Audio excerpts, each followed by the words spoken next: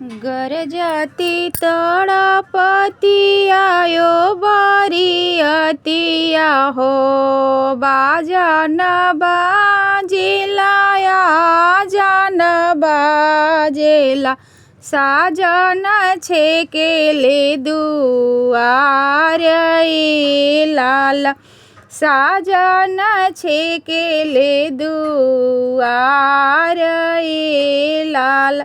बाजन आवाज सुन बेटी के बाबा दुखित भैले, साजन देखी के बेटी के बाबा डेराई गईले, हन दिहले बाजार के वाड़ ए लाला, ठोकी दिहले बाजार के वाड़ ए लाला।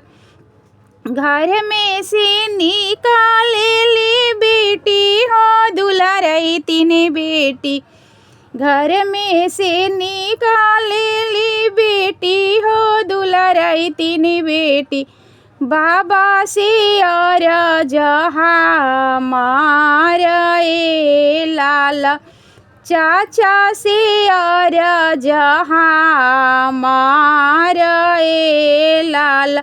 सुनी सुनी बाबा हो हमारी अर्जिया हो, सुनी सुनी चाचा हो हमारी अर्जिया हो, खोल दीना सोबरानी के वाड़ ए लाला, खोल दी बाबा सोबरानी के वाड़ ए लाला।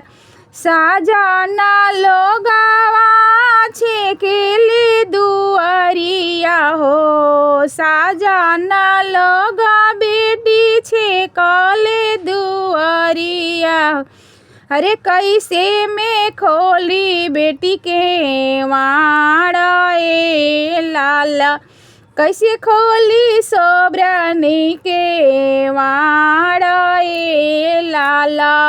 अकली हेराई गईली हमार ए लाला, अकली हेरैली अब हमारे ए लाल। अरे हाथवा पकड़ी बाबा गंगा हम दहवाई दीता, हाथवा पकड़ी के चाचा गंगा हम दहाई दीता, साजन ना छेकीते दुआर ए लाला, साजन ना छेकीते तोहर दुआर ए लाल।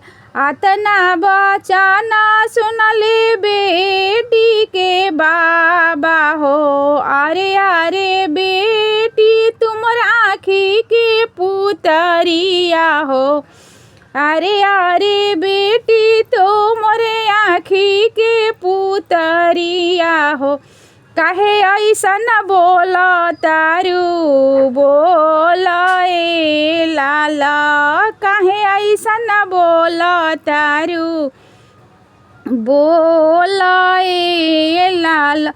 तोहरा बिना हो बेटी हम कैसे जियाबो हो, तोहरा बिना हो बेटी हम जिए नहीं पाइबो हो, तेज देह बियापन हम प्राण ए लाला, तेज बियापन हम प्राण ए लाला, तेज देवी आपन हम प्राण ए लाला।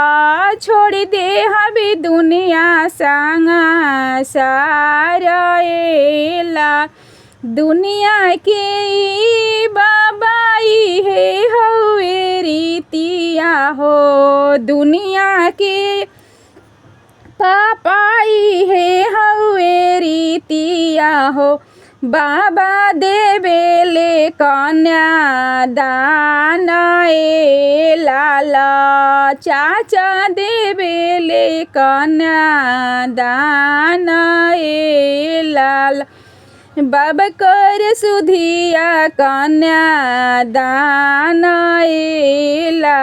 अतना वचन जब सुनेले कवन बाबा, अतना वचन जब सुनेले अपन बापा, पेन्हली हले धोतिया पियर ए लाल, पेन्हली हले पियर धोतिया, धोतिया पहिरी बाबा भैले तैयारिया हो, धोतिया पहिरी चाचा भैले तैयारिया हो। बाबा बोले ले मुसुकाइए लाल, चाचा बोले ले मुसुकाइए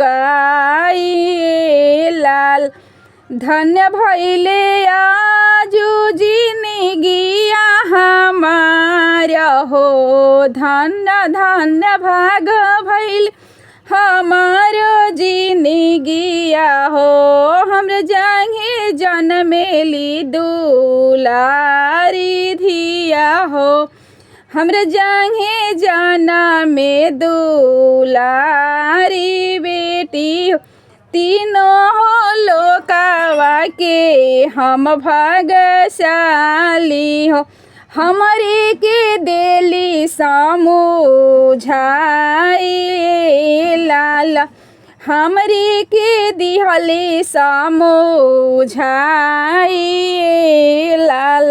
बाजा गरजत तड़पती आइली बरियतिया हो, बाजते बाजिलाया जन बाजिला, साजना छेकेले दुआरी लाल, साजना छेकली हले दुआरी लाल।